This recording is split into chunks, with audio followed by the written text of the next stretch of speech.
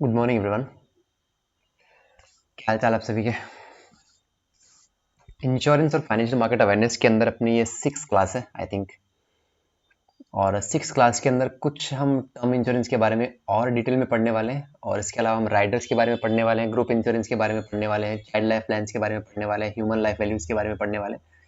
तो बहुत सारी इंपॉर्टेंट चीज़ें आज हम करने वाले हैं, काफ़ी इंपॉर्टेंट क्लास होने वाली है और पीडीएफ में शेयर कर दूंगा। और टर्म इंश्योरेंस क्योंकि काफ़ी इंपॉर्टेंट है, इसलिए मैं इसको थोड़ा सा और टाइम इसके बारे में बताने में लूँगा।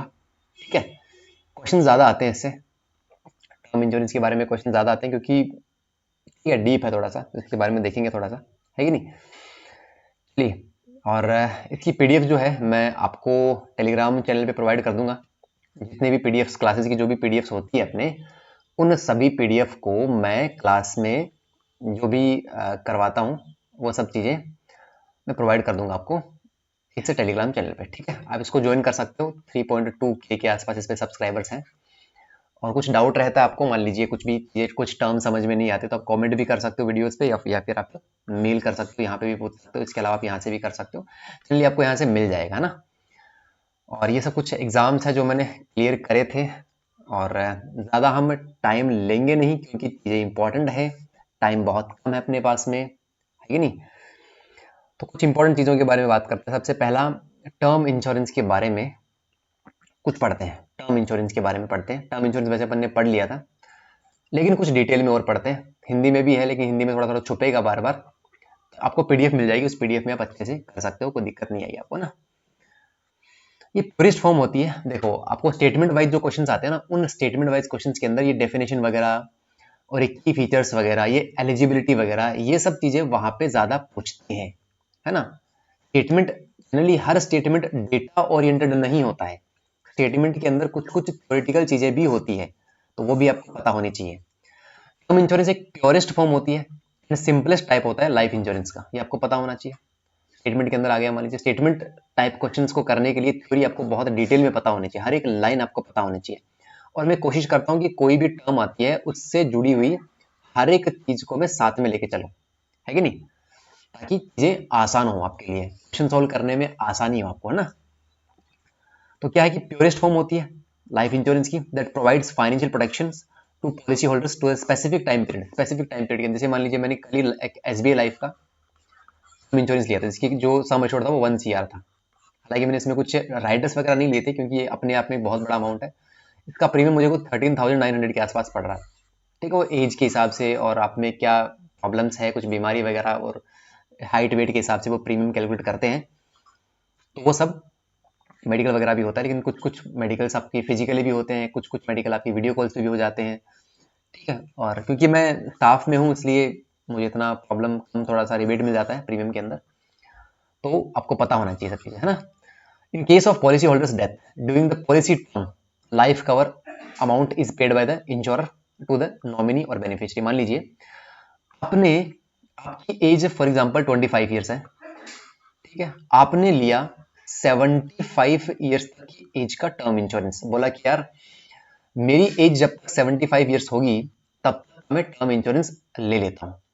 इस पॉलिसी टर्म के अंदर कितने टाइम में, 50 ईयर्स के अंदर अगर आपको कुछ हो जाता है, अगर आपको कुछ हो जाता है तो आपके जितने भी पैसे, जो भी सम एश्योर्ड होगा, वो सम एश्योर्ड आपके नॉमिनी को मिल जाएगा। और हमेशा याद रखना, नॉमिनी जो होता है, देखो बात हमेशा याद रखना कि जो पैसा मिलता है ना, जो क्लेम का जो अमाउंट मिलता है, क्लेम का जो अमाउंट मिलता है, जो क्लेम का अमाउंट होता है वो कभी भी माइनर को नहीं मिलता। मतलब 18 साल से छोटे के बच्चे को आप माइनर, मतलब वो माइनर होता है, उसको पैसा नहीं मिलता। ठीक है, तो अगर माइनर को आप नॉमिनी बना रहे हो, फॉर एग्जांपल आपने देखा कि यार मेरी एज अभी 30 ईयर्स है मान लीजिए, और मेरा एक लड़का है 3 साल का, उसको आप माइनर तो बना सकते हो, उसमें कोई दिक्कत नहीं है माइनर बनाने में। लेकिन अगर मान लीजिए आपकी डेथ 40 साल की एज में हो जाती है, तो 10 साल के बाद में आपकी डेथ हो गई, 10 साल के बाद में आपके बच्चे, मैं इसलिए डिटेल में क्यों बता रहा हूँ क्योंकि आपको कॉन्सेप्ट और इतने डीप में पता होनी चाहिए ना चीजें, स्टेटमेंट कुछ भी पढ़ो तो आपको प्रॉब्लम ना आए। क्योंकि मैं चाहता हूँ कि हर एक चीज को आपको बताऊं, हर एक चीज को प्रैक्टिकली आपको समझाऊं, ऐसा नहीं कि पढ़ दिया मैंने आपके सामने हो गया काम, नहीं। मेरा जो लाइफ का एक्सपीरियंस है इस फील्ड को लेके, इस टर्म्स को लेके, जो टर्म इंश्योरेंस है, एंडोमेंट प्लान है, यूलिप प्लान है, मार्केट लिंक प्लान है, उन सबको लेके जो मेरा एक्सपीरियंस है वो आपके साथ में शेयर करूंगा, तो इंटरेस्टिंग लगेगी चीजें। I getting my point? तो जब 3 साल का आपके बच्चे की एज है, इसको आपने नॉमिनी बनाया था, अभी इसकी एज 13 ईयर हो जाएगी, तो इसको पैसा, आपकी डेथ जो हुई थी वो 40 साल की एज में हो गई थी, लेकिन जब आपकी डेथ 40 साल की हुई थी आपकी एज, तब इस बच्चे की, या फिर आप कह सकते हो कि नॉमिनी की जो एज थी वो 13 ईयर्स थी। लेकिन 13 ईयर्स की एज में, क्योंकि ये नॉमिनी माइनर है, तो इसको पैसा नहीं मिल सकता। इसकी जगह पे आपको एक असाइनी भी रखना पड़ेगा, मतलब एक सेकेंडरी पर्सन, उसको भी आपको रखना पड़ेगा। तो जब नॉमिनी माइनर है, तो उसकी जगह पे अपने को असाइनी रखना पड़ता है कि अचानक से कुछ हो जाता है तो असाइनी को पैसा मिल जाता है, और जब एज इसकी 18 साल हो जाएगी उसके बाद में इसको पैसा दे दिया जाएगा, हैंड ओवर कर देंगे। ये सब चीजें होती है, ये सब मैंने आपको बताया। लेकिन अगर टर्म इंश्योरेंस के अंदर आपकी डेथ 77 ईयर्स की एज में होती है, तब आपको पैसा नहीं मिलेगा। अगर आपकी डेथ 76 की एज में होती है, तब भी आपको पैसा नहीं मिलेगा। टर्म इंश्योरेंस का मतलब होता है जिस टर्म तक आप जीवित हो, जो टर्म आपने ले रखी है, उस टर्म में अगर आपकी डेथ होती है तो पैसा मिल जाएगा। बाद में जितना भी पैसा आपने एज अ प्रीमियम पे किया था, वो पैसा आपको बिल्कुल भी नहीं मिलेगा, ना आपके नॉमिनी को मिलेगा, वो पैसा आपका चला गया। लेकिन मैंने आपको बताया था कि इंश्योरेंस का मोटिव कभी भी सेविंग्स नहीं होता है, उसका मोटिव होता है अगर अचानक से अगर कुछ मिसहैपनिंग हो जाती है, तो आपकी फैमिली है उसकी देख रेख के लिए कुछ पैसा चाहिए होता है। वो मेन मोटिव इंश्योरेंस का हमेशा से था। लेकिन अभी कंपटीशन है, आपको पता है कि यार ये इतना परसेंट प्रीमियम, ये इतना परसेंट रिटर्न दे रहा है, LIC का रिटर्न इतना कम है, ये है वो है। इस चक्कर में कभी कभी कंपटीशन के लिए कभी कभी कुछ चीजें लेके आनी पड़ती है। जैसे LIC में बहुत सारे मार्केट लिंक प्लान्स भी है, जैसे इंडेक्स प्लस है और निवेश प्लस है ना, तो वो सब मार्केट लिंक प्लान्स भी है। और मतलब है बहुत सारे, मेरे को तो भूल गया, मैं नाम याद नहीं है मेरे को, लेकिन फीचर्स अगर मैं पढ़ूंगा एक बार तो मुझे याद आ जाएगा। और फीचर्स आपको जानने की जरूरत नहीं, क्योंकि प्लान से क्वेश्चंस डायरेक्टली नहीं आते, क्योंकि प्लान तो भैया बहुत डिटेल, उसमें तो पूरी पूरी यार चीज बनाते हैं उन प्लान्स को, तो वो तो अभी कभी आपके एग्जाम में नहीं आते। लेकिन पता होना चाहिए क्या एंडोमेंट प्लान्स होते हैं, क्या मार्केट लिंक प्लान्स होते हैं, क्या यूलिप प्लान्स होते हैं, ये सब पता होना चाहिए, इनका फीचर्स पता होना चाहिए आपको। ठीक है, ठीक है, चलिए आगे कुछ देखते हैं। एलिजिबिलिटी की बात अगर मैं करता हूँ, इसमें term insurance premium rate CER, ठीक है, डिफरेंट, एक मिनट रुको, जस्ट मैं चेंज कर लेगा थोड़ा सा। ओके, वो डिपेंड करती है आपकी एज पे, जेंडर पे, लाइफस्टाइल पे, बिल्कुल जेंडर पे भी डिपेंड करती है, हैबिट्स पे। क्योंकि जेंडर पे इसलिए डिपेंड करती है, कभी भी आपने देखा होगा कि जो लाइफ एक्सपेक्टेंसी होती है मेल्स की, वो थोड़ी सी कम होती है, मेल्स थोड़े से कम जीते हैं, फीमेल थोड़ी सी ज़्यादा जीती है। तो वो भी डिपेंड करता है, यहाँ पे पूछ सकता है इंटरव्यू के अंदर ऐसा क्यों होता है। और अलग अलग जगह पे अलग अलग होती है, स्टेट वाइज भी होती है। दिल्ली के अंदर जो एक्सपेक्टेंसी है, डेथ एक्सपेक्टेंसी, वो मेल्स की 75 ईयर्स तक है, और कहीं राजस्थान के अंदर बात करें तो मान लीजिए 72 ईयर्स तक है। तो अलग अलग जगह पे अलग अलग होती है, तो बहुत सारे फैक्टर्स क्या है मैटर करते हैं वहाँ पे। कवरेज टेन्योर भी होती है, मिनिमम एज टू अप्लाई 18 साल होती है, मिनिमम एज जो आप अप्लाई कर सकते हो टर्म इंश्योरेंस के लिए वो 18 साल होती है। Maximum is depend on your insurer too, मतलब वो अलग अलग इंश्योरर पे डिपेंड करता है, अलग अलग कंपनीज पे डिपेंड करता है कि कितने साल तक वो टर्म इंश्योरेंस एक्सेप्ट करती है। मान लीजिए कोई 80 साल वाला आदमी आया, एक कंपनी बोली कि आ जाओ भैया कोई दिक्कत नहीं, लेकिन आपका प्रीमियम 1 लाख रुपए साल का होगा, आ जाओ, तो वो भी करती है। Minimum eligibility at for entry age, ये मैंने बता दिया आपको। इसमें क्या बोला है, purchasing a term insurance plan at an early age help you to get larger coverage at affordable premium. जितनी कम आपकी एज होगी, जितनी कम आपकी एज होती है, और उतना कम प्रीमियम आता है, क्योंकि आपको बहुत लंबे टाइम तक प्रीमियम पे करना है।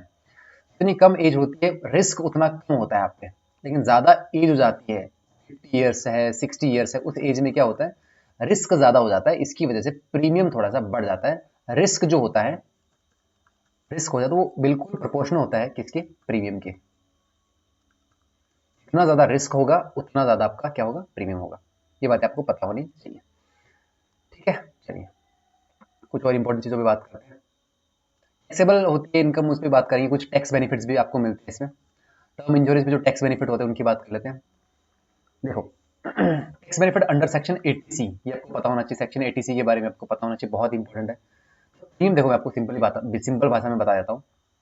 मान लीजिए आपके सामने आपकी जो इनकम है, एनुअल इनकम जो है वो अलग अलग, देखो अभी टैक्स ब्रैकेट कुछ और है, पहले कुछ और हुआ करता था। ठीक है, तो जो आपकी मान लीजिए एक एवरेज जो टैक्स ब्रैकेट है वो है 8 लाख। 8 लाख से जो ऊपर की इनकम होती है वो टैक्सेबल होती है। अगर मान लीजिए अभी के करंट में बात करें तो वो थोड़ा अलग है, लेकिन मैं एक एग्जांपल से आपको बता रहा हूँ। जैसे 8 लाख एनुअल इनकम है और उससे ज़्यादा किसी की अगर इनकम होती है तो वो टैक्सेबल होती है, फॉर एग्जाम्पल। ठीक है, अब आप क्या करोगे, बोलो सर यार ये जो इनकम है इसमें मेरे को टैक्स लग जाएगा। मान लीजिए आपकी इनकम है 9 लाख, 9 लाख आपकी इनकम है, और 8 लाख से ऊपर जितनी भी इनकम होती है वो टैक्सेबल होती है। वो टैक्स ब्रैकेट के हिसाब से कि 10% लगेगा, 15% लगेगा, 20% लगेगा, वो डिपेंड करता है इनकम पे। ठीक है, आपकी इनकम 9 लाख रुपए है। अब बोलोगे सर ये 1 लाख पे मुझे टैक्स लगेगा, इस पे टैक्स तो भरना पड़ेगा आपको। जो भी 15% टैक्स लगता है, 20% लगता है, जिस भी ब्रैकेट के अंदर आप आओगे, ठीक है, उस पे क्या होगा, टैक्स भरना पड़ेगा। लेकिन इसने क्या बोला, अंडर सेक्शन 80C के अंदर the premium you pay toward your home insurance plan can help you save money in the present in the presence as a tax benefit. ठीक है, you can get deductions of up to 1.5 lakh under section 80C। मतलब मान लीजिए examples, आपकी income जो 8 लाख है, sorry tax जो होगा वो 8 लाख से ऊपर वाली जो इनकम होगी उस पर लगेगा, लेकिन आपकी इनकम जो है वो 10 लाख रुपए है। कितनी है, 10 लाख रुपए। तो बोलोगे सर इन 2 लाख रुपए मुझे टैक्स भरना पड़ेगा, लेकिन सेक्शन 80C क्या बोलता है, सेक्शन 80C क्या बोलता है, 1.5 लाख रुपए तक का, 1.5 लाख तक का हम आपको, अगर आप प्रीमियम पे करते हो, अगर आप इंश्योरेंस लेते हो, तो हम आपको टैक्स बेनिफिट दे देते हैं। मतलब क्या हो इस बात का, ये जो 1.5 लाख इनको अलग रख दो, और ये जो 50,000 रुपए है इनको आप अलग रख दो। ठीक है, अगर आप इनसे प्रीमियम ले लेते हो, इनसे, इन पैसों से अगर आप मान लीजिए टर्म इंश्योरेंस लेते हो, इन पैसों से अगर आप टर्म इंश्योरेंस लेते हो, तो आपको इस इनकम पे टैक्स नहीं देना पड़ेगा। ये जो इनकम है इस पे टैक्स नहीं देना पड़ेगा। ठीक है, आपका जो टैक्स लगेगा खाली इस इनकम पे लगेगा, 50,000 रुपए पे आपका टैक्स लगेगा, इस इनकम पे आपका टैक्स नहीं लगेगा। समझ रहे हो इस बात को।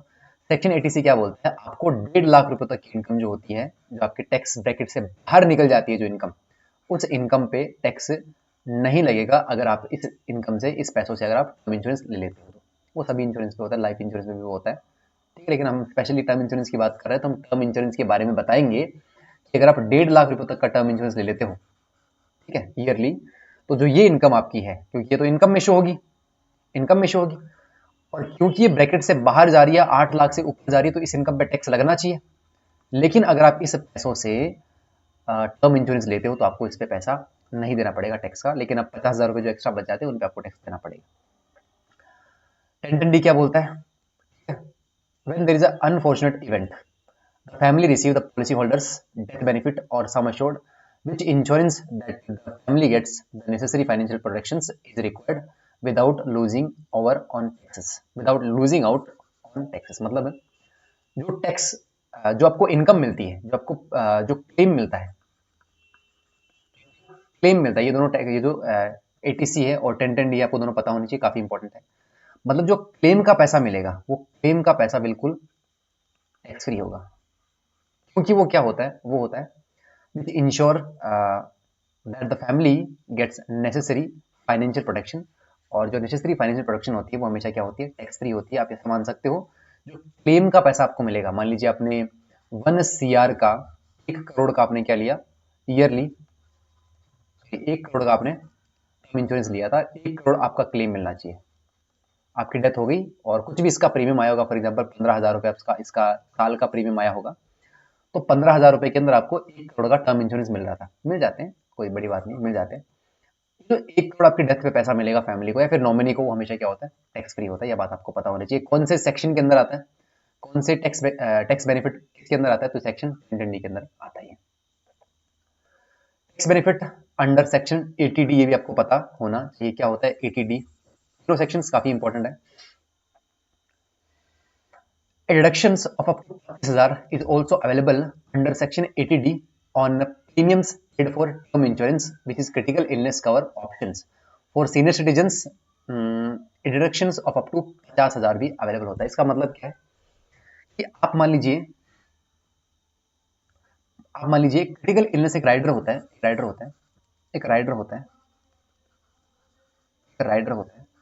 क्रिटिकल इलनेस वाला CI।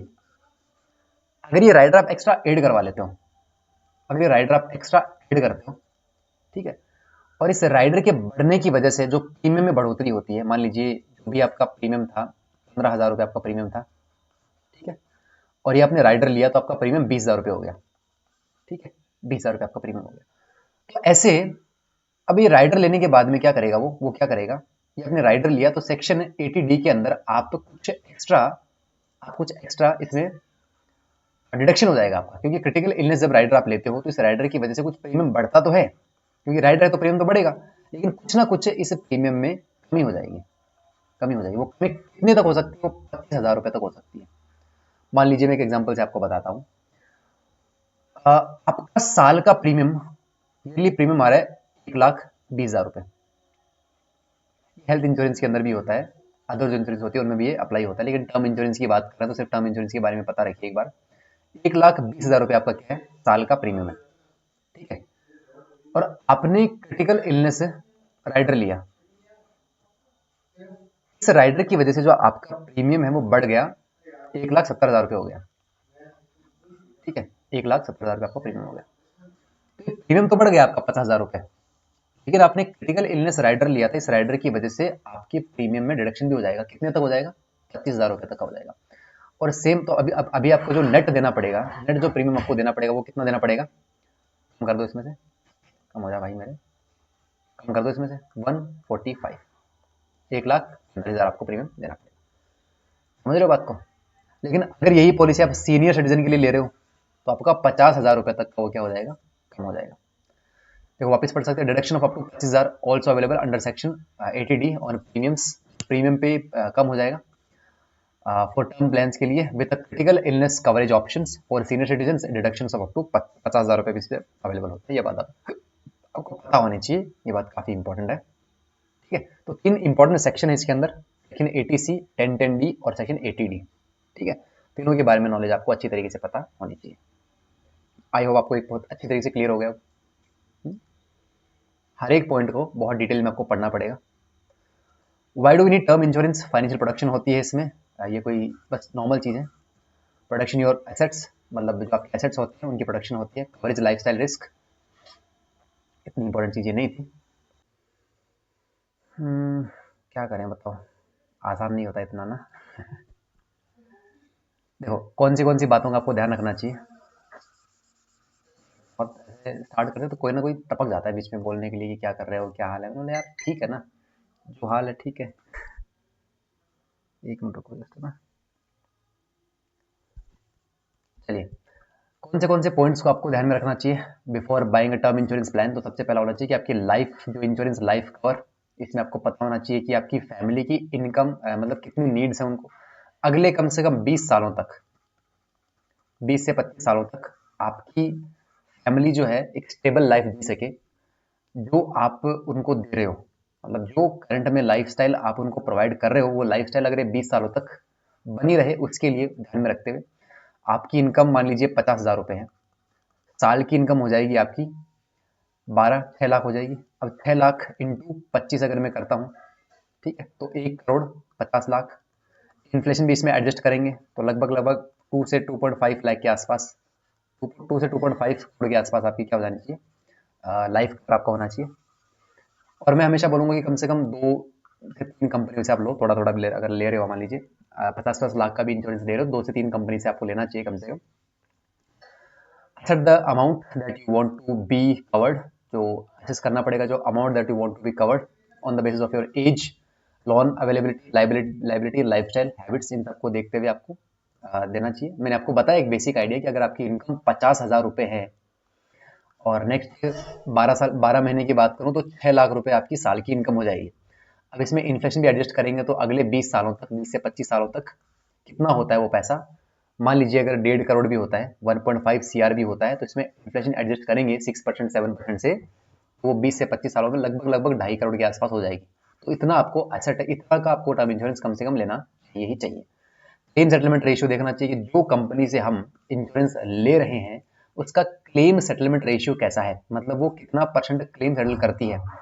100 केसेस अगर उसके पास आते हैं उनमें से कितने वो सेटल करती है, पता चला कि वो 70 केसेस सेटल कर रहे हैं, बाकी 30 केसेस को पैसा दे ही नहीं रही। तो अगर ऐसा हो जाता है तो हम उस कंपनी से लेके क्या फायदा, अगर पैसा डूबने के चांसेस ज्यादा रहते हैं। Claim settlement ratio of term insurance companies indicate total claim settlement by the ensure, तो सिंपल बात मैंने आपको बता दी, कोई दिक्कत नहीं है, बस क्लेम सेटलमेंट रेशियो आप देखो, सॉल्वेंसी रेशियो आपको पता होना चाहिए। ठीक है, क्या होता है सॉल्वेंसी रेशियो, मतलब होता है सॉल्वेंसी रेशियो इंडिकेट करता है financial capability of an insurance company to settle death claims. Always opt for a company whose solvency ratio is at least 1.5। ये पूरा का पूरा एक टर्म है सॉल्वेंसी रेशियो, इसको डिटेल में पढ़ेंगे, लेकिन अभी आप इतना समझ लीजिए, आपको एक चीज देखनी पड़ेगी कंपनी की, क्या वो कंपनी कैपेबल है क्या इतने सारे और इतने बड़े क्लेम को सेटल करने के लिए। जैसे मैंने एक एग्जांपल आपको बताया था मैक्स लाइफ इंश्योरेंस का, ऐसा कुछ मैंने आपको बताया था ना, मुंबई का एक केस था, वहां पे एक बंदे की पॉकेट में टिकट नहीं मिली थी ना, ऑनलाइन उसके पास टिकट मिली थी, तो एक उसको क्यों मिल गया, इसका क्लेम हम रिजेक्ट कर देते हैं, है कि नहीं, और इसके पास तो टिकट ही नहीं है, ये तो इलीगल ट्रैवल कर रहा था, तो इसका हम केस क्या कर देते हैं, डिसमिस कर देते हैं। तो मतलब वो अगर पैसा सफिशिएंट नहीं होता है तो वो बहुत सारे क्लूज देखती रहती है, और ऐसे छोटे छोटे क्लूज पे आपके क्लेम वो मतलब अटका के छोड़ देगी, फिर वही कोर्ट कचहरी का चक्कर लगाते रहो आपके पैसों के लिए। आपको पता होना चाहिए सॉल्वेंसी रेशियो होता है एटलीस्ट 1.5 होना चाहिए, मैं आपको बताऊंगा 1.5 कैसे कैलकुलेट करते हैं, पूरा टर्म इसको एक्सप्लेन करेंगे तो मैं आपको बताऊंगा, लेकिन अभी के लिए इतना समझ लीजिए कि सॉल्वेंसी रेशियो इंडिकेट करता है the financial capability of an insurance company settle death claims. ठीक है, और एक बात आपको पता होनी चाहिए, always opt for a company whose solvency ratio is at least 1.5, at least 1.5 उसका सॉल्वेंसी रेशियो होना चाहिए। इसके बारे में बात करेंगे, रेशियो कैसे कैलकुलेट करते हैं, पूरा प्रोसेस होता है, पूरा फॉर्मूला होता है इसको कैलकुलेट करने का, अभी आप नहीं समझ पाओगे, अभी इतना समझ लीजिए उसकी कैपेसिटी अच्छी खासी होनी चाहिए बस। क्रिटिकल इलनेस बेनिफिट भी देती हो, मान लीजिए कि मुझे कुछ क्रिटिकल इलनेस हो जाती है, उसके लिए भी मुझे बेनिफिट मिलना चाहिए, तो ऐसी कंपनी अगर प्रोवाइड कर रही है राइडर अलग से, वो भी कंपनी चूज करनी चाहिए, राइडर बेनिफिट भी आपको चूज करनी चाहिए, कुछ भी मान लीजिए एडीडीबी हो गया, ठीक है, पीडब्ल्यू बी राइडर वगैरह हो गए, तो वो सब भी आपको पता होने चाहिए, वो सब अगर कोई कंपनी प्रोवाइड कर रही है राइडर्स की फॉर्म में तो हम उसको भी ऑप्ट कर सकते हैं। ठीक है, एक बहुत इंपॉर्टेंट टर्म है human life value. Human life value क्या होती है, इसके बारे में पता होना बहुत जरूरी है। HLV क्या होता है, HLV के बारे में आपको बहुत डिटेल में पता होना चाहिए। HLV और ideal life cover is a number that tells the present value of future income, expenses, liability and investment. मैंने अभी आपको बताया था, वैसे फ्लो के अंदर बता दिया था कि अगर मान लीजिए आपकी इनकम 50,000 रुपए है और एक साल के अंदर आपकी हो जाएगी 6 लाख रुपए, और ये 6 लाख रुपए अगले 25 सालों तक, क्योंकि 25 साल तक अभी मान लीजिए जो भी आपकी एज है, क्योंकि टर्म इंश्योरेंस ले रहे हो तो ऑब्वियसली आपकी एज 18 से प्लस ही होगी। ठीक है, तो अगर मैं 20 भी एवरेज मानता हूँ, और 20 से फिर अगले 25 साल तक लगभग 45 ईयर्स की एज तक जब आप हो जाते हो, तो ये जो 25 साल का गैप है, इस 25 साल में जो आपकी लाइबिलिटी है, जो आपके एक्सपेंसेस है, जो आपके पीछे की फैमिली है, वो अच्छी तरीके से उनको हैंडल कर सके, आपके जाने से उनको कोई प्रॉब्लम ना हो। भाई एक मेंटल प्रॉब्लम तो होगा, इंसान को खोना बहुत बड़ी बात होती है, वो नॉर्मल चीज़ नहीं है कि वो पैसा उसको रिकवर कर देगा, ऐसा तो देखो पॉसिबल नहीं है, लेकिन थोड़ी सी हेल्प हो जाती है उनकी, है ना। The HLV number is taken usually to understand how much money would be required to secure the lives of your dependent with term insurance in case of your no longer around। ठीक है, समझ गए आप बात को। Do you know doctor Solomon S Huebner originated the concept of human life value. आपको अगर पूछे कि HLV किसने ओरिजिनेट किया, तो आपको पता होना चाहिए डॉक्टर सॉलमन एस ह्यूनबर, ह्यूबनर बोलते हैं इसको, Huebner. Doctor Solomon S Huebner ने क्या किया था, ह्यूमन लाइफ वैल्यू का कॉन्सेप्ट ओरिजिनेट किया था, ये भी बात आपको पता होना चाहिए, बहुत इंपॉर्टेंट टर्म है HLV। Are you getting my point, are you getting my point है। चलिए, क्योंकि आज लाइटिंग काफ़ी ज़्यादा है तो शायद थोड़ा मैं एडजस्ट करता हूँ, क्योंकि पीपीटी चेंज करनी पड़ेगी।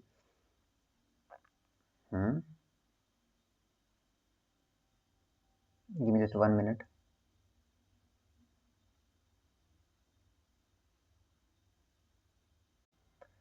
चलिए, कुछ राइडर्स की बात कर लेते हैं, कौन से राइडर्स होते हैं, राइडर्स एक्चुअल में होते क्या हैं, क्या डेफिनेशन होती है, क्या फीचर्स होते हैं राइडर्स के, और काफ़ी इंपॉर्टेंट टर्म्स है राइडर।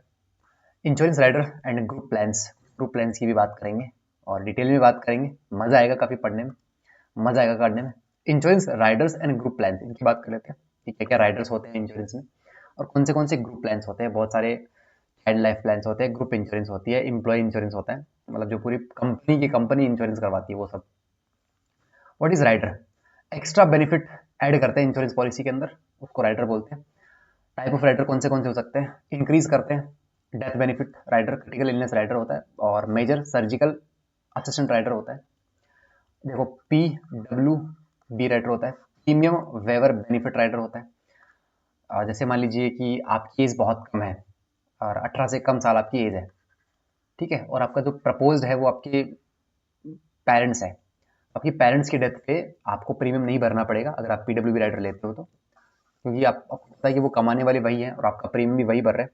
और आपकी अगर उनकी अगर डेथ हो जाती है तो प्रीमियम कौन भरेगा? तो अगर आपने PWB राइडर ले रखा है तो आपको प्रीमियम भरने की ज़रूरत नहीं पड़ेगी, आपकी पॉलिसी वैसे ही चलती रहेगी, आपको प्रीमियम भरने की जरूरत नहीं पड़ेगी। इनके बारे में बात करेंगे। टाइप ऑफ राइडर कौन से हो सकते हैं? क्रिटिकल, देखो, increase death benefit rider ADDB होता है, एक्सीडेंटल डेथ डिसेबिलिटी बेनिफिट ये राइडर होता है। PWB राइडर होता है, और मेजर सर्जिकल असिस्टेंट राइडर होता है। मेजर सर्जिकल असिस्टेंट राइडर होता है, आप लिख लीजिए ADDB राइडर होता है, ठीक है। और PW, ये क्या एग्जाम्पल है राइडर के? PWB, सॉरी, PW राइडर होता है, ठीक है।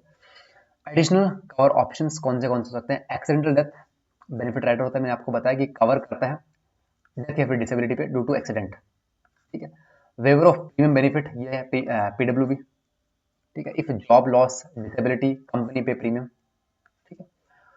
मान लीजिए आपकी अगर जॉब लॉस हो जाती है और कुछ डिसेबिलिटी हो जाती है, तो जो आपकी कंपनी है, जिस कंपनी से आपने इंश्योरेंस ले रखा था, वो कंपनी आपका प्रीमियम पे करती है। या फिर ऐसा बोलो तो उसको प्रीमियम पे करने की जरूरत ही नहीं है। मैंने आपको एग्जांपल से बताया था कि अगर आपकी एज कम है और आपका प्रपोज कुछ अलग है, प्रपोजल जो आपने जो आपकी पॉलिसी प्रपोज करते हैं आपके पेरेंट्स, उनकी अगर डेथ हो जाती है तो प्रीमियम नहीं भरना पड़ेगा। लेकिन अगर मान लीजिए आपकी जॉब है और प्राइवेट जॉब में आप काम कर रहे हो, प्राइवेट कंपनी में किसी में काम कर रहे हो, आपने एक टर्म इंश्योरेंस ले रखा है या फिर कोई भी अपनी पॉलिसी ले रखी है, आपको लगता है कि यार कुछ सालों के बाद में हो सकता है कि मेरी जॉब चली जाए, तो अगर आपने PWB ले रखा है, तो अगर आप ये प्रपोज करते हो PWB, तो मतलब इसमें प्रीमियम वेवर हो जाता है। आपकी अगर जॉब चली जाती है तो आपको प्रीमियम भरने की जरूरत इसमें नहीं पड़ेगी, ये सब होता है उसमें। Guaranteed insurability rider, new insurance without medical checkup, simple बात है। राइडर होता है कि आपका जो इंश्योरेंस होगा विदाउट चेकअप होगा, लेकिन इसमें प्रीमियम काफी बढ़ जाएगा आपका फिर, क्योंकि हमें बहुत रिस्क होता है कि यार क्या पता आप टपक गए, हाँ? आपने राइडर क्यों लिया। गारंटेड इंश्योरेंस राइडर मतलब क्या होता है कि आपका प्रीमियम बहुत अच्छा खासा बढ़ जाता है इसके अंदर, क्योंकि इसमें रिस्क होता है। आप तम्बाकू खाते हो, आप सिगरेट पीते हो, आप दारू पीते हो, और आपने गारंटेड इंश्योरेंस राइडर ले लिया, इंश्योरेबिलिटी राइडर ले लिया। इसमें क्या होता है, इसका फीचर क्या होता है? New insurance without medical checkup, मतलब एक इंश्योरेंस कर देते हैं विदाउट चेकअप के। डिसेबिलिटी इनकम राइडर होता है, income given if policy holder become disable, simple. Group insurance premium, इसके बारे में बात करते हैं। ग्रुप इंश्योरेंस प्रीमियम क्या होता है, डिटेल में बात करते हैं। प्रीमियम टाइप कौन से होते हैं ग्रुप इंश्योरेंस के? प्रीमियम टाइप्स कौन से होते हैं ग्रुप इंश्योरेंस के? मान लीजिए बहुत बड़ी कंपनी है, इस कंपनी में जितने भी इंप्लॉइज काम कर रहे हैं उन सभी का इंश्योरेंस कर रहे हैं, ठीक है। कोई फैमिली है और उस फैमिली में मान लीजिए 10 से 12 लोग रहते हैं, बड़ी फैमिली है, इन सभी का क्या कर रहे हैं? इंश्योरेंस कर रहे हैं। तो ऐसे इंश्योरेंस में हम क्या देखते हैं, कौन से प्रीमियम टाइप होते हैं? ग्रुप इंश्योरेंस प्रीमियम टाइप कौन से होते हैं? एक होता है कॉन्ट्रीब्यूटरी प्लान, ठीक है। कॉन्ट्रीब्यूटरी प्लान का मतलब क्या होता है? कॉन्ट्रीब्यूटरी प्लान का मतलब होता है कि प्रीमियम जो है, मान लीजिए किसी कंपनी का अगर एग्जांपल लूँ, इस कंपनी में 20 लोग काम करते हैं। इस 20 लोगों में जो प्रीमियम जो पे करेगा वो कंपनी भी करती है थोड़ा बहुत प्रीमियम, और थोड़ा बहुत प्रीमियम साथ में इंप्लॉइज भी मिलके करते हैं, मतलब कंट्रीब्यूशन करते हैं, प्रीमियम के अंदर कंट्रीब्यूशन करते हैं वो, ऐसे आप समझ सकते हो। कॉन्ट्रीब्यूटरी प्लान का मतलब होता है premium covered, premium paid by employees plus company, मतलब जो प्रीमियम पे करेंगे, जो अपन ने ग्रुप इंश्योरेंस लिया है, उस इंश्योरेंस में जो प्रीमियम पे किया जाएगा, उस प्रीमियम में कुछ हिस्सेदारी एम्प्लॉइज की भी होगी और कुछ इसमें अपने एम्प्लॉय जो कंपनी है वो भी प्रीमियम पे करेगी। नॉन कॉन्ट्रीब्यूटरी प्लान का मतलब premium fully paid by company. Non contributory plan के अंदर एक ऑप्शन ऐसा भी आएगा कि premium fully paid by employees, लेकिन वो गलत हो जाएगा, क्योंकि नॉन कॉन्ट्रीब्यूटरी प्लान के अंदर क्योंकि हम ग्रुप इंश्योरेंस कर रहे हैं, तो उसमें premium fully paid by company, तो ये हो जाता है अपना non contributory plan. Basic group schemes कौन सी होती है?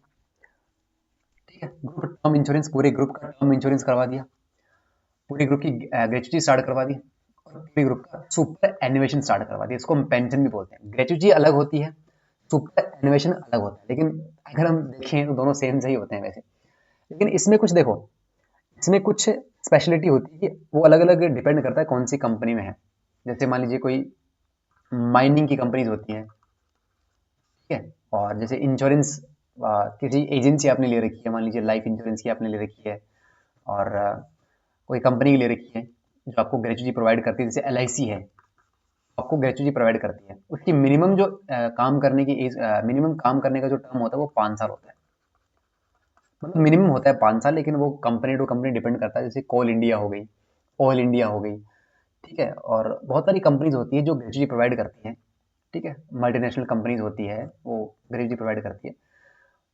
लेकिन इसमें कोई फिक्स नहीं है कि यार आपको मतलब होता है ना कि इतने साल काम करना ही पड़ेगा, ऐसा कुछ फिक्स नहीं होता। इसमें आप बहुत सारे प्लान्स भी होते हैं, लाइफ इंश्योरेंस में बहुत सारे प्लान्स होते हैं, LIC में बहुत सारे प्लान्स हैं जहाँ से सुपर एनुएशन स्टार्ट हो जाता है, ठीक है।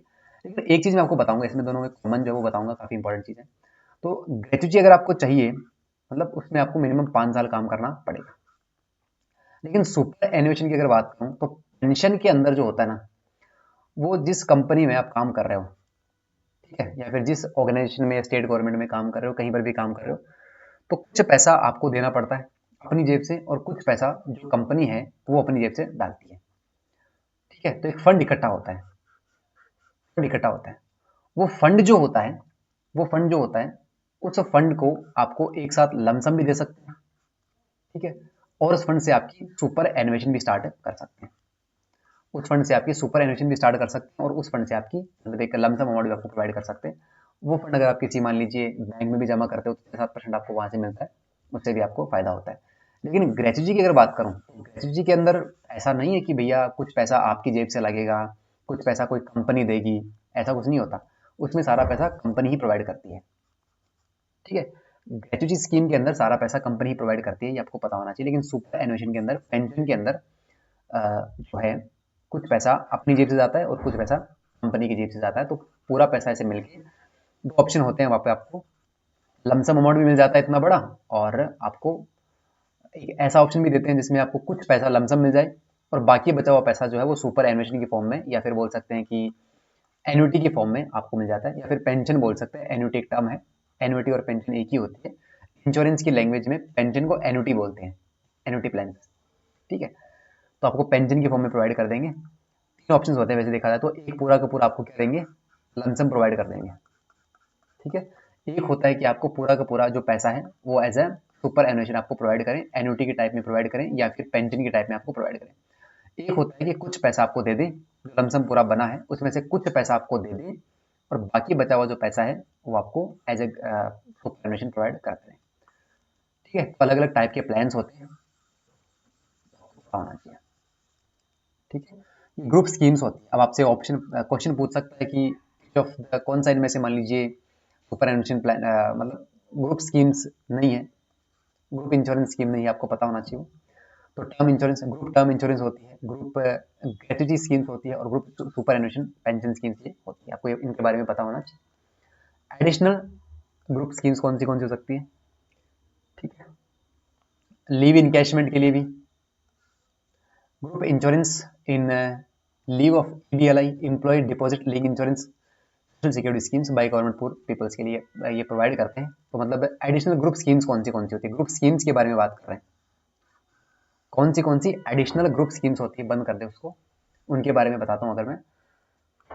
तो ग्रुप लीव इनकैशमेंट होती है, ठीक है। जैसे किसी आप कंपनी में काम कर रहे हो, ठीक है, आपके पास में 10 लीव है बची हुई है इस साल के अंदर। आपको मान लीजिए साल में 20 लीव बचती है, और 20 में से 10 आपने ले ली, 10 आपके पास बची हुई है।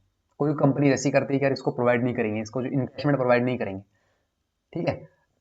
लेकिन अगर आपने इनका इंश्योरेंस करवा रखा है, वो एक मिनिमम प्रीमियम लेते हैं आपसे, अगर आपने इन लीव्स का इंश्योरेंस करवा रखा है तो आपको वो पैसा लीव का मिल जाएगा, लीव इनकैशमेंट का वो पैसा आपको मिल जाता है, ठीक है। मतलब इस ग्रुप स्कीम के अंदर आपने जो लीव जो इनकैशमेंट नहीं हुई है या फिर जो लीव्स आपकी बची हुई है, उस लीव के पैसे को आपको जो इंश्योरर है या फिर इंश्योरेंस कंपनी है वो प्रोवाइड कराती है, ये आपको पता होना चाहिए। Group insurance in lieu of EDLI employee deposit link scheme है, ये एम्प्लॉयज के लिए होती है स्पेशली, ठीक है। ये ईडीएलआई होती है, ईडीएलआई स्कीम होती है, employ deposit link scheme, link insurance, ये भी एडिशनल ग्रुप स्कीम के अंदर आती है, एक स्पेशल है। और social security scheme by government for peoples के लिए सोशल सिक्योरिटी स्कीम्स भी होती है कि भैया ठीक है आपको हम इतना इतना पेंशन प्रोवाइड करेंगे, पुअर पीपल्स के लिए होती है, तो इसके बारे में आपको पता होना चाहिए। तो एडिशनल ग्रुप स्कीम्स कौन सी हो सकती है? ग्रुप लीव इनकैशमेंट, ईडीएलआई और सोशल सिक्योरिटी स्कीम्स, ये तीनों होती है।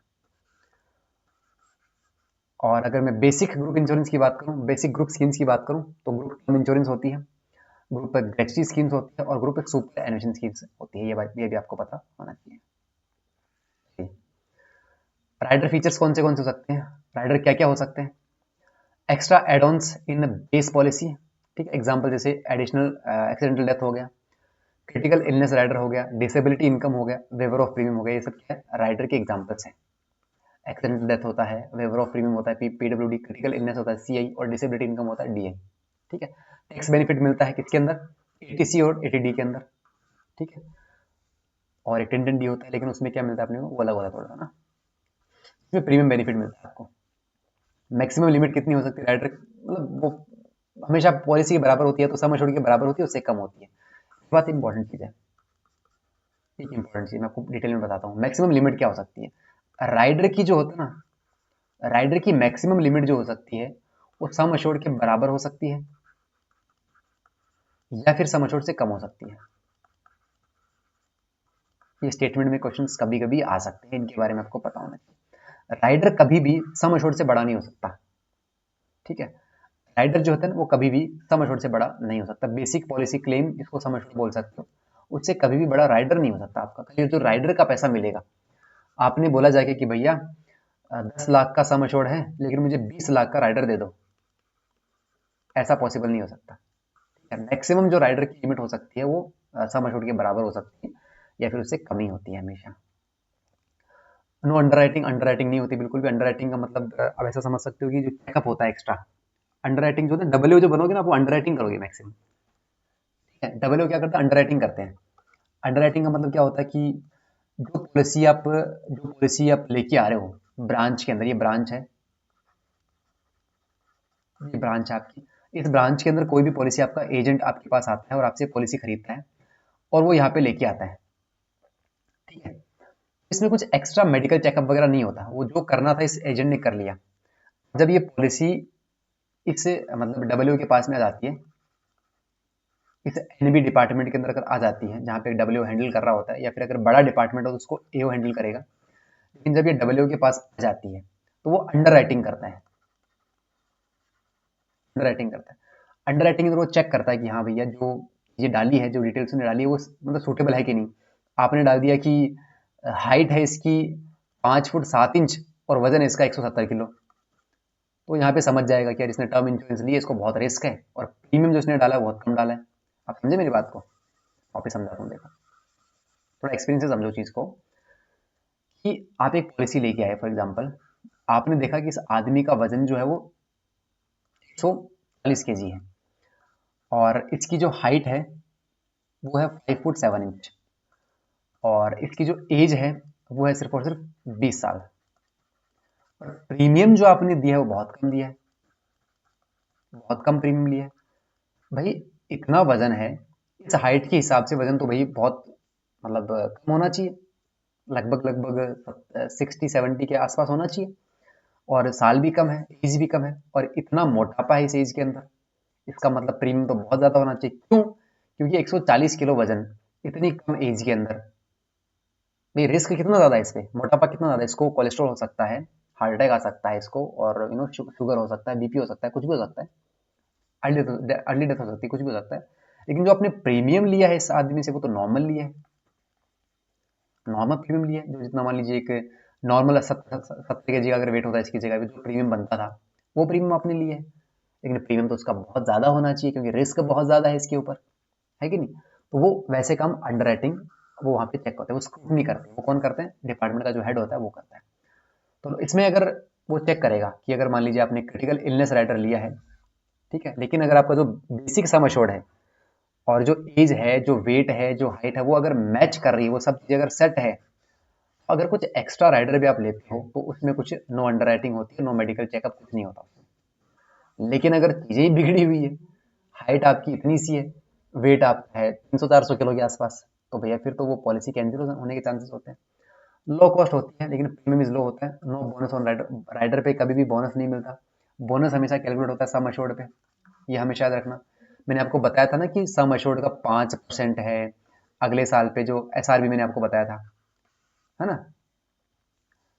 तो ये 5% है, ये 10% है अगले साल में मान लीजिए 7% हो गया, फिर अगले साल में 8% हो गया। तो ऐसा नहीं है कि सम अश्योर्ड आपने 5 लाख का ले रखा था और राइडर आपने 5 लाख का ले रखा था, 10 लाख का 5% होगा, ऐसा नहीं है।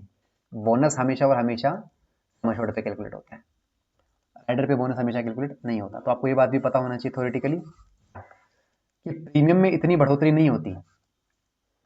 अगर 1 CR का आप टर्म इंश्योरेंस ले रहे हो, उस पे जो आपका साल का प्रीमियम बन रहा है मान लीजिए 20,000 रुपये, ठीक है, और आपने बोला कि मुझे एक accidental death disability benefit rider चाहिए, वो भी 1 करोड़ का चाहिए, 1 CR का। तो ऐसा नहीं है कि वो 20,000 का 40,000 रुपये प्रीमियम लेगा, नहीं, वो मैक्सिमम मान के चलिए 27 या फिर 30 के आसपास प्रीमियम लेगा। तो सम अश्योर्ड के रेशियो में वो प्रीमियम की बढ़ोतरी नहीं होती, ठीक है, लो कॉस्ट होता है, प्रीमियम भी इसमें लो रहता है, लेकिन बोनस जो है वो राइडर पे कभी कैलकुलेट नहीं होता। तो ये सब चीज़ें जो है ना स्टेटमेंट के अंदर कभी कभी अगर आ जाती है, ठीक है, which of the following is correct, कि राइडर के हिसाब से अगर देखें तो कौन सा सही है स्टेटमेंट, तो आपको मिल गया कि नो बोनस ऑन राइडर, आपको लगेगा यार बोनस तो है और राइडर भी है, सम अश्योर्ड भी आपको पता है 1 करोड़ आएगा, ये सब करके करके ऐसे आंखें वाँखें ऊपर करके आप लगा देते हो कि यार ऐसा थोड़ी होता है, राइडर तो राइडर होता है, राइडर की भी अपनी भूमिका होती है एक, है कि नहीं, उससे भी बोनस कैलकुलेट होगा, लेकिन नहीं होता इससे। अब आपसे बोला स्टेटमेंट में के अंदर आ गया कि 1 करोड़ का सम अश्योर्ड है, 20,000 का प्रीमियम मारा है साल का, आपने राइडर 1 करोड़ का और ले लिया, तो प्रीमियम कितना आएगा? तो आपसे बोला जाता है 40,000, आपसे बोला जाता है 70,000, ठीक है, 50,000 और एक आ गया 30,000। आपको लगता है कि यार 1 करोड़ का तो सम अश्योर्ड है, 1 करोड़ का राइडर ले लिया, 20,000 का प्रीमियम है, तो यहाँ पे राइडर का 20,000 रुपये और जुड़ जाएगा प्रीमियम में, तो प्रीमियम 40,000 हो जाएगा, ठीक है। लेकिन इस हिसाब से प्रीमियम नहीं बढ़ता है, ये भी आपको पता होना चाहिए, ठीक है। कुछ कुछ इंपॉर्टेंट बातें हैं जो स्टेटमेंट वाइज क्वेश्चन में आ जाती है। कन्वर्टेबल प्लान्स कौन से होते हैं और प्रॉफिट और नॉन प्रॉफिट प्लान्स कौन से होते हैं, इनके बारे में पता होना चाहिए। कन्वर्टेबल प्लान का मतलब होता है we can change plan type any time, change type को चेंज कर सकते हैं। टर्म प्लान को हम इंडोमेंट प्लान कर लेते हैं, क्योंकि इंडोमेंट प्लान की खासियत क्या होती है, इंडोमेंट प्लान की खासियत ये होती है कि एक सर्टेन पीरियड के बाद में जो पैसा है वो पैसा आपको वापस मिल जाता है। अगर डेथ हो जाती है, इस टाइम पीरियड में, अगर डेथ हो जाती है आपकी, ठीक है, तो पैसा तो मिलेगा ही आपको, नॉमिनी को पैसा मिलेगा। लेकिन फॉर एग्जांपल अगर डेथ नहीं भी होती है तो जो पैसा है वो आपके खुद जो उस अश्योर्ड को मिल जाएगा, जो आपका जिसने पॉलिसी ली है उसको मिल जाएगा। लेकिन टर्म इंश्योरेंस में क्या होता है कि अगर आपकी टर्म खत्म हो जाती है, इस टर्म के बाद में पैसा डूब गया, वो किसी को नहीं मिलेगा फिर। लेकिन अगर इस टेन्योर में आपकी डेथ हो जाती है तो आपके नॉमिनी को पैसा मिल जाएगा। तो आप इस फीचर को चेंज भी कर सकते हो, ठीक है, इस फीचर को आप चेंज भी कर सकते हो। लेकिन क्योंकि टर्म राइडर के अंदर रिस्क डबल है, सॉरी इसमें इंडोमेंट में रिस्क डबल है, क्यों रिस्क डबल है? आपने देखा होगा कि यार अगर इसमें डेथ हो जाती है तब भी पैसा मिलेगा, डेथ नहीं भी होती तब भी आपको पैसा मिलेगा। मतलब क्या है कि पैसा जो अश्योर्ड है उसको मिलेगा ही मिलेगा, पैसा तो उसको मिलेगा ही मिलेगा। लेकिन टर्म इंश्योरेंस के अंदर एक फैसिलिटी होती है कि पैसा डूबने का भी चांसेस अच्छा खासा है। अगर 60 साल का आपने प्लान लिया, 60 साल के अंदर आपको कुछ हुआ नहीं, तो पैसा कंपनी के पास गया सारा का सारा, होता ही नहीं होता। तो मतलब वहां पे एक चांस होता है कि पैसा अश्योर्ड को ना मिले, और रिस्क कंपनी के पास थोड़ा कम होता है। और जहाँ पे कंपनी को ज़्यादा रिस्क लगेगा वहाँ पे प्रीमियम बढ़ जाएगा, और जहाँ पे कंपनी को लगेगा कि रिस्क कम है तो वहाँ पे प्रीमियम कम हो जाएगा। तो पता होना चाहिए इंडोमेंट से होल लाइफ में भी चेंज कर सकते हैं। होल लाइफ प्लान मतलब पूरी लाइफ टाइम चलते हैं वो प्लान। लाइफ टाइम चलते हैं, मतलब जब भी आप मरोगे पैसा तो आपके नॉमिनी को मिलता ही मिलता है। जैसे जीवन उमंग हो गया, जीवन उत्सव हो गया, तो प्लान क्या होते हैं? होल लाइफ प्लान होते हैं। विथ प्रॉफिट प्लान्स, जैसे विथ प्रॉफिट वाले हाई प्रीमियम होता है। भाई जिस प्रीमियम में जितना ज़्यादा, जिस प्लान में जितना ज़्यादा प्रॉफिट होगा, जितना ज़्यादा फीचर्स होंगे, वो क्या होता है, उसका प्रीमियम हाई होता है। जैसे मैंने इंडोमेट प्लान आपको बताया। अब इंडोमेट प्लान के अंदर क्या है कि पैसा कंपनी को मिल तो रहा है, लेकिन उस पैसे को वापस भी देना पड़ेगा आदमी को जिसने पॉलिसी करवाई है, उसको वापस देना पड़ेगा। तो उसमें हाई, ऐसा मान सकते हो कि हाई फैसिलिटी है उस प्लान में। और होल लाइफ प्लान जो होते हैं वो तो पूरी लाइफ टाइम चलते हैं, जब भी मरेगा तो पैसा तो नॉमिनी को मिलेगा ही मिलेगा। टेन्योर खत्म होने के बाद में, मान लीजिए यहाँ तक पॉलिसी टर्म था, यहाँ तक उसने पैसा भरा, टर्म खत्म होने के कुछ दिन के बाद में आपको पैसा मिल जाएगा। लेकिन अभी आपकी पॉलिसी खत्म नहीं हुई है, पॉलिसी लाइफ टाइम चलेगी। हालांकि यहाँ पे आपको प्रीमियम नहीं पे करना पड़ेगा, प्रीमियम पेइंग टर्म पीपीटी तो इतनी ही होती है खाली, ठीक है। यहाँ पे आपको पैसा मिल जाएगा 2 साल बाद में, 3 साल बाद, जितना भी उनका लॉक इन पीरियड होता है, ठीक है। उसके बाद आपको पैसा तो मिल जाएगा, लेकिन पॉलिसी आपकी life time, lock in period अलग होता है, सॉरी लॉक इन पीरियड मैंने गलत वर्ड यूज कर लिया, ठीक है। लेकिन जब भी आपकी डेथ होती है तब आपके नॉमिनी को पैसा मिलता ही मिलता है, ठीक है। ये बात आपको पता होना चाहिए। बोनस भी मिलता है, जैसे एंडोमेंट प्लान हो गया। विदाउट प्रॉफिट प्लान, जिनमें प्रॉफिट नहीं होता, वो कौन से होते हैं? लो प्रीमियम होता है, नो बोनस होता है, जैसे टर्म प्लान हो गया। ये बात आपको पता होनी चाहिए। समझ में आ रही है लल्ला बातें? Joint life and child life plan कौन से होते हैं? जॉइंट लाइफ में क्या होते हैं? कवर 2 पीपल्स होते हैं, मैरिड कपल या फिर बिजनेस पार्टनर, ठीक है। जॉइंट लाइफ प्लान में और चाइल्ड लाइफ प्लान में बात करेंगे। जॉइंट लाइफ प्लान के अंदर 2 पीपल्स कवर होते हैं, वो मैरिड कपल्स भी हो सकते हैं या फिर वो बिजनेस पार्टनर भी हो सकते हैं। कि अगर मान लीजिए एक बिजनेस पार्टनर, जैसे कीमेन इंश्योरेंस भी होता है, वो मैं आपको बताऊंगा आगे। अगर ये इंपॉर्टेंट है हमारी कंपनी के लिए, आदमी, ये जो आदमी है ये हमारी कंपनी के लिए बहुत इंपॉर्टेंट है। अगर ये चला जाता है तो हमारी कंपनी को बहुत बड़ा नुकसान हो सकता है, तो इसलिए वो हम पहले ही इंश्योरेंस उसकी करवा लेते हैं,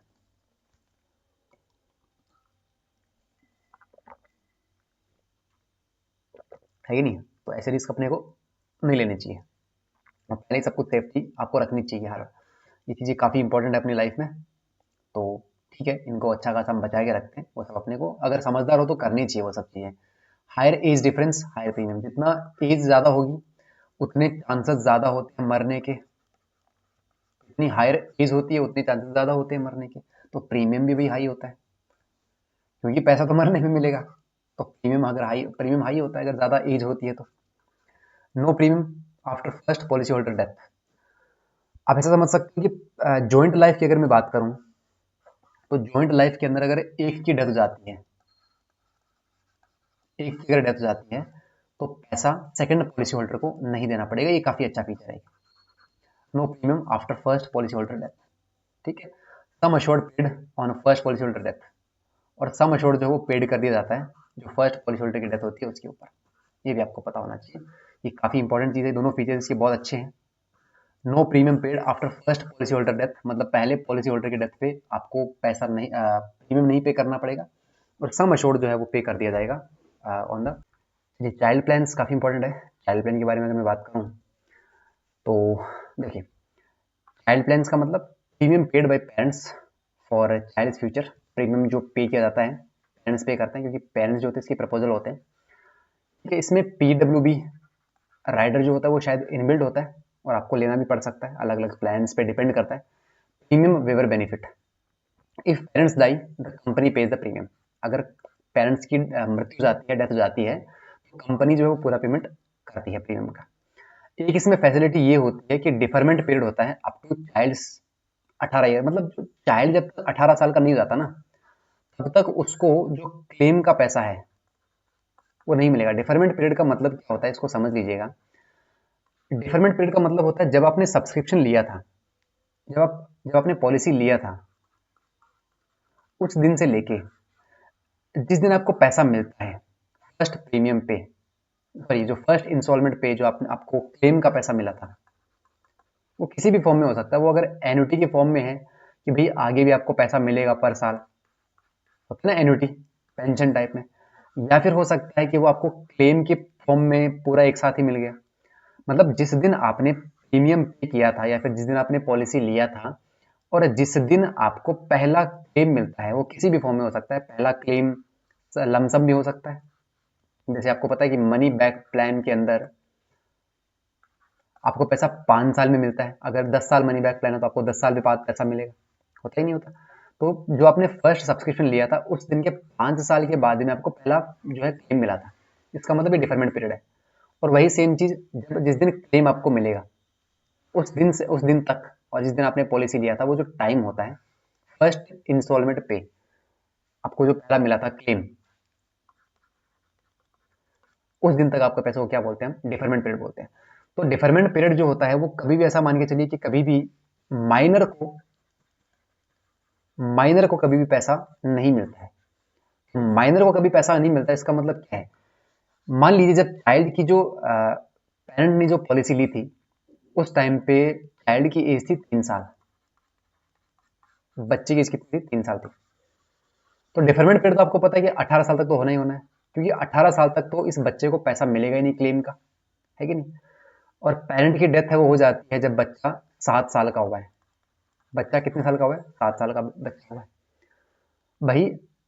जब पेरेंट ने पॉलिसी ली थी उस टाइम पे बच्चे की एज थी 3 साल, और जब बच्चा 7 साल का हुआ तो डेथ हो गई, ठीक है, पेरेंट्स की हो गई। तो उस टाइम पे क्या होता है कि ऐसा नहीं है कि बच्चे को पैसा मिल जाएगा पूरा, नहीं, बच्चे को पैसा नहीं मिलता पूरा का पूरा, क्योंकि बच्चा भी क्या माइनर है, और क्लेम का पैसा कभी भी माइनर को नहीं मिलता। इसका मतलब डिफरमेंट पीरियड तो है ही नहीं। डिफरमेंट पीरियड तो क्या होगा, 18 साल मिनिमम। ये 18 साल तक की एज का डिफरमेंट पीरियड होगा, क्योंकि इस साल तक जब बच्चा 18 साल का हो जाता है, इस साल तक कभी भी क्लेम का पैसा बच्चे को नहीं मिल सकता। तो डिफरमेंट पीरियड क्या है, अप टू चाइल्ड से 18 है, क्योंकि रिस्क जो है बाद में स्टार्ट होता है। अगर बच्चा चाहे कि मुझे 19वीं साल की एज में मुझे क्लेम चाहिए तो उसको पैसा मिल जाएगा क्लेम का। अगर वो चाहता है कि नहीं मुझे क्लेम अभी नहीं लेना, क्योंकि प्रीमियम तो कंपनी पे कर रही है, चाइल्ड जो बच्चे का जो फ्यूचर है उसको सिक्योर करने के लिए जो प्रीमियम है वो तो कंपनी पे कर रही है, क्योंकि इसमें राइडर क्या था, पेरेंट्स डाई चाइल्ड फ्यूचर तो सिक्योर रहेगा, तो कंपनी क्या पे करेगी, पूरा का पूरा प्रीमियम कंपनी प्रीमियम पे करेगी। अगर बच्चे को जरूरत पड़ जाती है 19वीं साल की एज में, तो बच्चा पूरा जो क्लेम उठा सकता है। अगर वो चाहता है कि नहीं मुझे पूरा क्लेम नहीं चाहिए, मुझे बाद में पूरा क्लेम चाहिए, क्योंकि रिस्क बढ़ता जाएगा जितनी एज होगी, तो अगर उसको बाद में क्लेम का पैसा चाहिए तो वो बाद में भी उठा सकता है। लेकिन इस साल तक तो वो नहीं उठा सकता, 18 साल तक का जब तक वो नहीं होता तब तक उसको क्लेम का पैसा तो कम से कम नहीं मिलेगा। ये बात आपको पता होना चाहिए, काफी इंपॉर्टेंट लाइन है, काफी इंपॉर्टेंट टर्मिनोलॉजी है।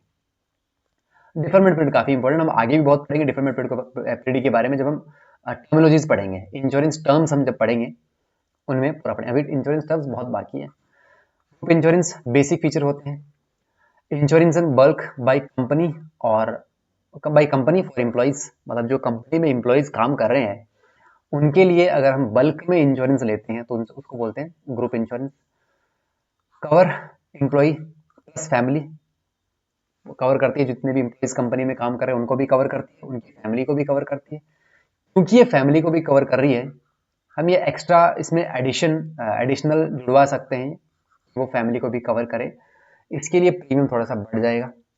लेकिन अगर वो चाहे कि नहीं मुझे फैमिली को इंक्लूड नहीं करना, तो प्रीमियम कंपेरेटिवली कम रहेगा। और क्योंकि बहुत सारे लोगों का साथ में इंश्योरेंस कर रहे हैं, इसका मतलब प्रीमियम कम ही रहेगा। प्रीमियम क्या है, कंपेरेटिवली कम रहेगा, क्योंकि बल्क में इंश्योरेंस कर रहे हैं ना, लो प्रीमियम होता है। देखो मैंने अभी आपको बताया, क्योंकि ये बल्क पॉलिसी होती है इसलिए प्रीमियम क्या होता है, लो होता है। एनरोलमेंट के बारे में अगर बात करूं, ऑप्शनल है फॉर एम्प्लॉयज के लिए, अगर एम्प्लॉय चाहे तो वो करवा सकता है, नहीं चाहे तो नहीं करवाना है। अगर वो मान लीजिए कंपनी में 50 एम्प्लॉयज काम कर रहे हैं और इस कंपनी के ऑनर को पता लगा कि 50 एम्प्लॉयज में से 10 एम्प्लॉयज ऐसे हैं जो काफ़ी इंपॉर्टेंट है मेरे लिए, और बचे 40 ऐसे हैं जिनको जब जाना है चले जाए, मुझे घंटा फर्क नहीं पड़ता, तो 10 जो एम्प्लॉयज़ है वो ऐसे हैं जो काफ़ी इंपॉर्टेंट है और इनकी सिक्योरिटी मेरे लिए बहुत ज़रूरी है, इनको सिक्योर करना बहुत ज़रूरी है, तो वो इन 10 एम्प्लॉयज़ का करवा देगा। इन 10 में से कोई चाहे कि यार मुझे नहीं करवाना, मेरा ऑलरेडी है, तो वो नहीं करवाएगा, वो ऑप्शनल होती है। No health record checked individually, हम कोई हेल्थ रिकॉर्ड इंडिविजुअली चेक नहीं करते कि यार चलो 10 लोगों का इंश्योरेंस करवाना है, हम 10 का इंडिविजुअली हेल्थ चेकअप करें कि आजा तू मेडिकल के लिए आजा, ऐसा नहीं करेंगे। बस नॉर्मली पूछते हैं, जो इन्फॉर्मेशन चाहिए होती है वो इन्फॉर्मेशन पूछते हैं, सिर्फ हाइट वेट और कोई बीमारी है तो नहीं है, सब कुछ पूछते हैं, और उस हिसाब से प्रीमियम हम डिसाइड कर देते हैं। Once denied not join later, अगर 10 को मान लीजिए, ये कुछ स्टेटमेंट वाइज जो क्वेश्चन आते हैं ना, उनमें चीज़ें बहुत ज़रूरी होती है, ठीक है। तो अगर ऐसा होता है, इन 10 में से 9 ने बोल दिया यस, लेकिन एक ने बोला कि नहीं मुझे अभी नहीं करवाना, तो ये बाद में कभी भी उसमें ज्वाइन नहीं हो सकता, ये बात याद रखना हमेशा। ये काफ़ी इंपॉर्टेंट चीज़ें हैं। आपको लग रहा होगा कि बहुत आसान है, बहुत नॉर्मल, लेकिन नहीं, ये स्टेटमेंट वाइज जब क्वेश्चन आते हैं ना, अब आपको ये मिल गया, चलो once denied can not join later, क्या करोगे आप? नहीं कर पाओगे इसको सही, मुझे पता है नहीं कर पाओगे सही। अगर मैं भी होता, मैंने भी नहीं पढ़ा होता, तो मैं भी नहीं कर पाता। आपके दिमाग में क्या है, यार ठीक है चलो अभी हमने डिनाई कर दिया, 2 साल बाद में जब मन किया तो करवा लेंगे, कंपनी में रहे तो करवा लेंगे, लेकिन नहीं, वो बाद में जो है नहीं कर सकता। फ्री कवर लिमिट होती है, लमसम विदाउट मेडिकल चेकअप आपको मिलता है। लमसम मतलब एक साथ में पैसा, एक साथ में आपको पैसा मिलता है विदाउट मेडिकल चेकअप, अगर आपको कुछ हो जाता है उस टाइम पे। एग्जिट कंडीशंस भी होती है बहुत सारी ग्रुप इंश्योरेंस के अंदर, क्या क्या होती है देख लेते हैं। Exit from group insurance, retirement के टाइम पे इस कंपनीज में 20 एम्प्लॉयज़ थे, 10 एम्प्लॉयज़ का इंश्योरेंस करवाना था, उसमें से एक की एज थी वो 55 ईयर्स थी, 5 साल के बाद रिटायर हो गया, तो इससे हम एग्जिट दिला सकते हैं, उसको एग्जिट दे सकते हैं, डेथ पे एग्जिट मिल जाती है। कंपनीज और ग्रुप, अगर कंपनी ने टर्मिनेट ही कर दिया उसको, तो बोला भैया जा तू घर पे, हमारे पास तेरा कोई काम नहीं है, तो उसका वो इंश्योरेंस भी क्या हो जाएगा, वहाँ से कट जाएगा, और कंपनी जो है उसका प्रीमियम पे करना बंद कर देगी। भाई इस कंपनी में काम करता था, इस कंपनी में काम करता था, और इसका क्या है, इसको टर्मिनेट कर दिया, इसको क्या टर्मिनेट कर दिया। अब कंपनी इसका प्रीमियम पे नहीं करेगी, जिस कंपनी का एम्प्लॉइज था वो कंपनी इसका प्रीमियम पे नहीं करेगी, ये सिर्फ इन 5 एम्प्लॉइज का ही प्रीमियम पे करेगी। तो इसको टर्मिनेट करने पे भी, इसकी डेथ पे भी और इसकी रिटायरमेंट पे भी जो है वो एग्जिट कर सकता है। समझ में आई बात? और आगे बात करते हैं एन्युटी क्या होती है और वेस्टिंग और कम्यूटेशन क्या होता है। बहुत इंपॉर्टेंट टर्म्स है तीनों, एन्युटी, वेस्टिंग और कम्यूटेशन। एक अपन ने बताया था डिफरमेंट पीरियड, डिफरमेंट पीरियड ये भी काफी इंपॉर्टेंट। डिफरमेंट पीरियड का मतलब मैं वापस आपको बता देता हूँ। डिफरमेंट पीरियड का मतलब होता है जिस दिन आपने पॉलिसी में सब्सक्रिप्शन लिया था और जिस दिन आपको क्लेम अमाउंट मिला, वो कोई सा भी हो सकता है, चाहे वो मनी बैक में भी हो सकता है, 5 साल के बाद में पैसा मिलता है पहला वाला, मतलब क्लेम के फॉर्म में अगर आपको पैसा मिल रहा है तो वो क्या होता है, उस टाइम पीरियड को हम डिफरमेंट पीरियड बोलते हैं। ठीक है, वेस्टिंग डेट क्या होती है? ठीक है, वेस्टिंग डेट मतलब start of regular annuity income same as retirement date. Vesting date का मतलब क्या होता है कि यार जिस डेट से आपको पेंशन मिलना स्टार्ट होती है, जिस दिन से आपको पेंशन मिलना स्टार्ट होती है, उस डेट को हम क्या बोलते हैं, वेस्टिंग डेट बोलते हैं। आप समझ सकते हो, वेस्टिंग डेट को आप समझ सकते हो, start of regular annuity income, जब से रेगुलर आपकी इनकम स्टार्ट हो जाती है। फॉर एग्जांपल आपने आपने बोला कि यार मुझे ना जीवन उमंग प्लान चाहिए, ये एक होल लाइफ प्लान होता है।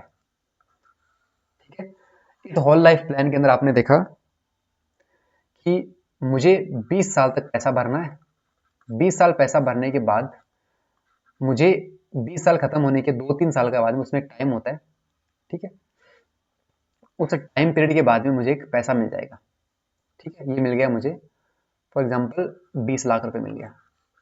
अब 20 लाख रुपए मिलने के, ये तो लमसम हो गया, ये तो लमसम अमाउंट हो गया। इस लमसम अमाउंट के बाद में आपको हर साल एक एन्युटी के टाइप में पैसा मिलता जाता है, हर साल मिलता है वो। तो जिस डेट से आपकी पहली रेगुलर इनकम स्टार्ट होती है, फिर बोल सकते हैं कि आपकी एन्युटी स्टार्ट होती है, उसको हम क्या बोलते हैं, वेस्टिंग डेट बोलते हैं। Same as retirement date. ठीक है, बिल्कुल सही है, जिस दिन आपकी रिटायरमेंट होता है उसी दिन से आपकी इनकम स्टार्ट हो जाती है। ठीक है, उसको रिटायरमेंट डेट बोलते हैं। टाइप ऑफ एन्युटी कौन सी हो सकती है? प्रीमियम पेमेंट सिंगल या फिर मल्टीपल में भी आप ले सकते हो। अगर आपको चाहिए कि मुझे आ, एक साल में 10 बार चाहिए, 10 बार ले सकते हो। आपको एक साल में एक बार चाहिए, वैसे भी ले सकते हो। पेमेंट क्या होता है, लाइफ एन्युटी या फिर टर्म एन्युटी, लाइफ टाइम ले सकते हो या फिर किसी फिक्स टर्म तक ले सकते हो।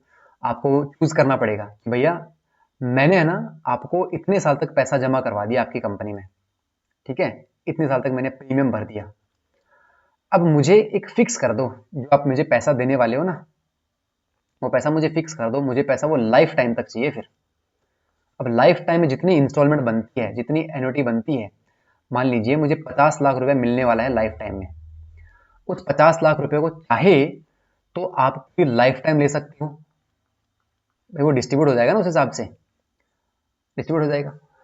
और चाहे तो एक प्रॉपर टर्म तक भी उसको ले सकते हो कि मुझे ये पैसा जो है वो 10 साल तक चाहिए, अगले 10 साल में मुझे वो पैसा चाहिए। उसमें इंटरेस्ट भी आपको मिलेगा, क्यूमुलेटिव इंटरेस्ट भी आपको मिलेगा। और लाइफ एन्युटी भी होती है, मतलब वो भी डिपेंड करता है, वो प्रीमियम पे डिपेंड करता है कि प्लान कौन सा है आपका। अगर आपको लाइफ टाइम पैसा चाहिए तो उसके भी प्लान्स होते हैं। अगर आपको टर्म एन्युटी चाहिए कि भाई मुझे लमसम अमाउंट तो मिल गया लेकिन मुझे अगले 10 साल तक की टर्म का एन्युटी चाहिए, तो उसमें भी आपको एनरोल कर सकते हो आप उसमें। पर्पज क्या होता है, इमीडिएट या फिर डिफर्ड। भाई इमीडिएट एन्युटी भी होती है और डिफर्ड एन्युटी भी होती है, ये सेम ही चीज़ है, कोई डिफरेंट नहीं है। इमीडिएट एन्युटी का मतलब क्या होता है कि आपको एक साथ पैसा मिल गया, ठीक है। और डिफर्ड का मतलब क्या होता है कि आपको इंस्टॉलमेंट पैसा मिल गया, बहुत सारा पैसा ऐसे, मतलब टाइम पीरियड के ड्यूरेशन में मिल गया। इमीडिएट इमीडिएट का मतलब क्या होता है कि सारा पैसा मुझे लमसम दे दो, लमसम मुझे दे दो। ये भी एक केस होता है जिसमें आप इनरोल कर सकते हो। एक होता है डिफर्ड। डिफर्ड का मतलब होता है कि आपको ऐसे क्लियर पैसा कुछ कुछ मिलेगा, ठीक है, वो भी आप ले सकते हो। और बिल्कुल लो रिटर्न्स होते हैं, और वो फिक्स होता है low returns, variable high returns. Investment को डिपेंड करता है कि आपका प्रीमियम कैसा है, प्रीमियम आपको कैसा है, प्लान आपका कौन सा, उस पर भी डिपेंड करता है। और मार्केट लिंक्ड अगर आपका प्लान है तो अगर मार्केट अच्छा चल रहा है तो आपको हाई रिटर्न्स मिल जाएंगे, अगर मार्केट लो चल रहा है तो आपको कम रिटर्न मिल जाएंगे, सिंपल बात है। जैसे मान लीजिए एक निवेश प्लस प्लान है, एक मार्केट लिंक प्लान है, उसमें आपने 50 लाख रुपए जमा करवाए और इसमें 5 साल का लॉक इन पीरियड होता है। उसके बाद में 10 साल बाद में मान लीजिए आपने पैसा उठा लिया, 10 साल के बाद में वो पैसा हो गया मान लीजिए 1.25 CR। अब इस पैसे को चाहो तो साथ में उठा सकते हो, चाहो तो आप इसको ऐसे टुकड़ों में पर ईयर भी उठा सकते हो, है कि नहीं। तो वो डिपेंड करता है आप पे कैसे, वो ऑप्शन होते हैं वहाँ पे, उनको आप चूज़ कर लो। ये बाद में भी हो सकते हैं, ऐसा नहीं कि जब आप चाहो स्टार्टिंग के अंदर भी आपको चूज़ करने पड़ेंगे, ऐसा नहीं है, बाद में भी चूज़ कर सकते हो। पॉलिसी खत्म होती है ना, उस टाइम पे भी आप चूज़ कर सकते हो, इतनी फ्लेक्सिबल होती है। बाकी जो चीज़ें बची हैं, wasting, deferred period and micro insurance वगैरह, ये सब चीज़ें हम डिटेल में नेक्स्ट क्लास में कर लेंगे। और पीडीएफ जो है मैं इसकी आपको प्रोवाइड कर दूंगा। आज हमने बहुत डिटेल में चीज़ें पढ़ी है, डिटेल में चीज़ें करी है, आपको टेंशन लेने का ज़रूरत नहीं है। और रिटायरमेंट प्लान्स भी है अपने पास में, और रिटायरमेंट प्लान के बारे में भी पढ़ेंगे, कुछ इंपॉर्टेंट की टर्म्स हैं, ठीक है, इंपॉर्टेंट डेट्स भी हैं, ठीक है। इसमें कुछ मतलब वेस्टिंग डेट है, और वेस्टिंग डेट कुछ देखो ऐसी टर्मोलॉजी आ जाएगी जहाँ पे थोड़ी कन्फ्यूजन आपको हो जाती है, जनरली थोड़ी कन्फ्यूजन होती है वहाँ पे। तो उसको थोड़ा सा बहुत अच्छे एग्जाम्पल के साथ में हम पढ़ने वाले हैं, ठीक है। थोड़ा सा इसको पढ़ के आइएगा वापस, जो है ना wasting, deferred and micro insurance वगैरह है, इनके बारे में अच्छे से। वैसे नॉर्मल है, इतना कुछ है नहीं, चलो मैं इसी में बता देता हूँ, कोई दिक्कत नहीं है, ठीक है। देखो, एक वेस्टिंग एज अलग होती है, लेकिन चलो हम कर लेंगे, नेक्स्ट क्लास में कर लेंगे, कोई दिक्कत नहीं है ना। अभी ज़्यादा हैवी हो जाएगा चीज़ें है ना, क्योंकि अभी जो टर्म्स है वो काफ़ी हैवी है, टर्म्स काफ़ी हैवी है, तो उसको समझने के लिए थोड़ा सा दिमाग खाली होना ज़रूरी है। तो आप इतना पढ़ोगे तो ठीक है, बाकी हम इसको पढ़ेंगे अच्छे से नेक्स्ट क्लास में। तो थैंक यू सो मच।